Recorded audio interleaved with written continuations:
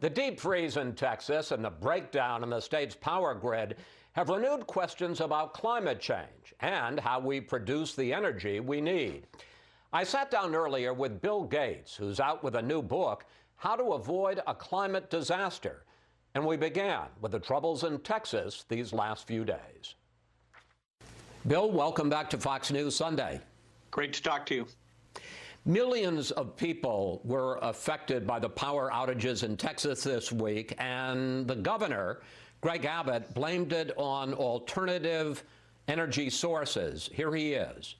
This shows how the Green New Deal would be a deadly deal for the United States of America. If the Biden administration is going to try to eradicate fossil fuels in the United States, every state is going to constantly have challenges like what America has seen take place in Texas right now.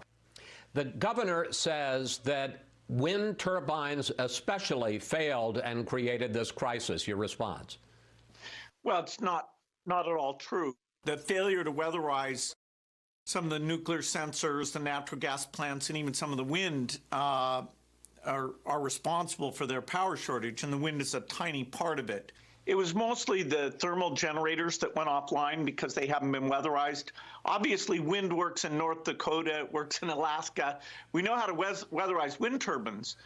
The wind does come and go, but what was shut down, the vast majority, is thermal plants here. So, you know, there is a reliability issue that we'll have to design the system, including more transmission. You know, Texas over time will want to connect up so that when it does get shortages, it's able to draw on other parts of the country. As you know, a lot of people here at Fox News that watch us question whether climate change is real and how much of it is man-made. And they also question that whether it's heat or freezing cold, whether it's floods or drought, that it's all climate change. So make your best case to the folks who this past week have been freezing in Texas. Well, the change in the wind patterns is allowing those cold fronts to come down from Canada more often. There's a pattern of wind that as it gets warmer, that breaks down. There's no doubt that we're putting CO2 into the atmosphere. There's no doubt that that increases temperatures and that affects the weather.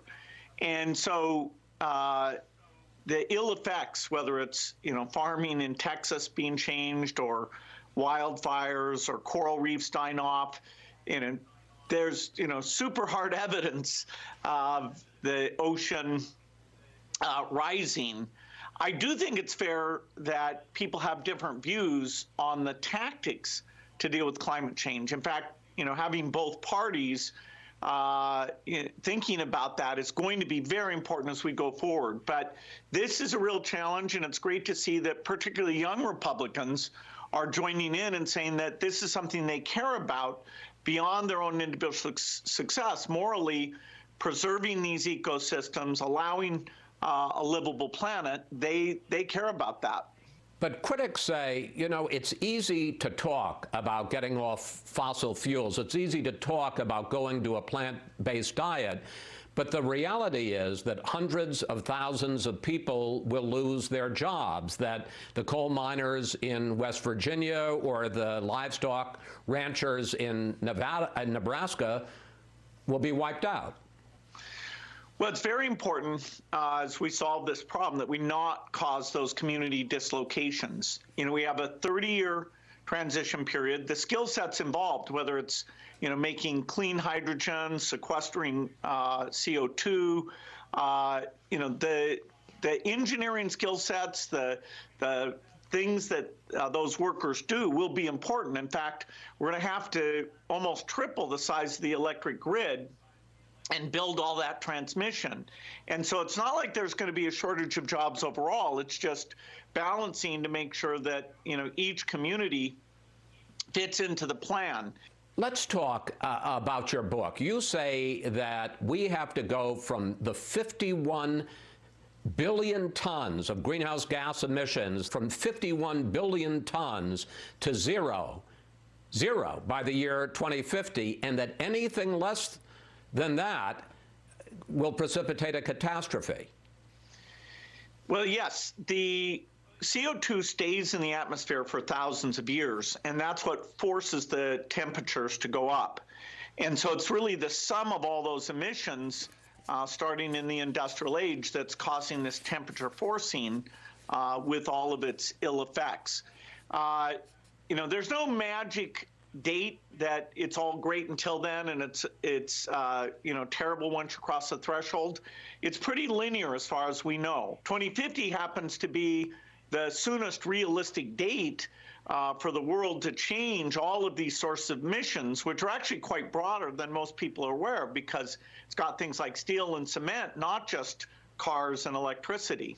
I want to pick up on that, because you say in your book, don't fool yourselves. This is going to be hard. And you have a chart that I want to put up in your book of how much greenhouse gas is emitted by what we do, making things, cement, steel, plastic, 31% of all emissions, plugging in, electricity, 27%, growing things, 19%, getting around, transportation, 16%, and keeping warm and cool, 7%. You say a lot of the things that we're focused on now, like electric vehicles, are important, but that's the easy part.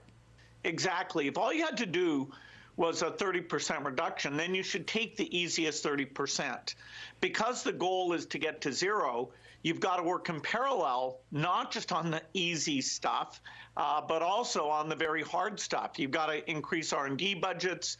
You've got to have lots of risk capital to make these products in a new way, and hopefully create companies that not only build jobs, but export these green approaches to the entire world. You admit at the very start of your book, in the opening pages, that you are an imperfect messenger for all this. You admit, you acknowledge, you live in big houses, you fly around in private jets, and have a big carbon footprint. So how do you answer people who say, well, who's Bill Gates to preach to us? That's absolutely right. I am offsetting my carbon emissions by buying clean aviation fuel and funding carbon capture and funding low-cost housing projects to use electricity instead of natural gas. And so I have been able to eliminate it, and it was amazing to me how expensive that was. Cost of being green, the green premium, we've got to drive that down. But to me, my experience in innovation and thinking about the right metrics, I felt like if we have this idealistic generation and this wonderful goal, we need a plan, and that my experience could help contribute to that plan. Then there are the critics on the left who say that you are behind the curve, and that in fact you should be supporting the Green New Deal and going for zero net emissions, not in 2050, but in 2030. Yeah, it's completely unrealistic to think we could eliminate emissions by 2030. And not seeing that this problem is hard will be part of the difficulty of getting engaged into it. So where I come out and I'll try to have great debates with people is that it's very hard. We're going to have to use all 30 years, but it's not impossible. And what happens if we don't make it, if we don't get to zero net emissions by 2050? How will our daily lives be different? Well, the migration that we saw out of Syria for their civil war, which was somewhat weather dependent, we're going to have 10 times as much migration, because the equatorial areas will become unlivable. You won't be able to farm or go outside during the summer. The wildfires, even the farming productivity in the south of the U.S., the droughts will reduce productivity very dramatically. And, it's all a matter of degree. If we wait 10 more years, it's not as bad as if you wait 20 or you wait 30, because the temperature just keeps going up, and it's going up more rapidly than it has in natural history. But the instability overall will be 5 times as many deaths at the peak of the pandemic and going up every year. In the time we have left, I want to ask you about a couple of other subjects. You have come on Fox News Sunday a couple of times in the last year to talk about the pandemic. How do you think we're doing right now in terms of vaccine manufacture and distribution, in terms of reopening schools and our general economy? We'll have the 5 vaccines that all work very well, somewhat less against the variants, and so we may need a 3rd shot for some people. But this is giving us light at the end of the tunnel. We do need to get the logistics right, and then we'll be limited by the demand. You know, in minority communities, have people who are trusted spoken out about the benefits of getting the vaccine. But I'm hopeful that we're going to get more schools reopened. By the time we get to the fall, we should avoid a wave there because the level of vaccination will be very high. Finally, Twitter has banned Donald Trump permanently, and Facebook is considering doing the same. What do you think of that? Well, I'm, just one citizen on this issue. I think, he said a lot of things about the illegitimacy of the election that are corrosive. But the idea that you end up with a lifetime ban, that it seems like we should discuss. We don't want to partition and have, a social network for one party and another social network. We want to have a common base where we're exchanging ideas and thoughts. So I think these are early days on how we keep the good parts of social media and yet not spread violence or, vaccine denial, Holocaust denial. There's got to be some way that between the government and the well-meaning actors, we draw the line so we keep the open debate without the corrosive parts. Bill Gates, the name of the book, How to Avoid a Climate Disaster. Thanks so much for talking with us again. Thank you, Chris.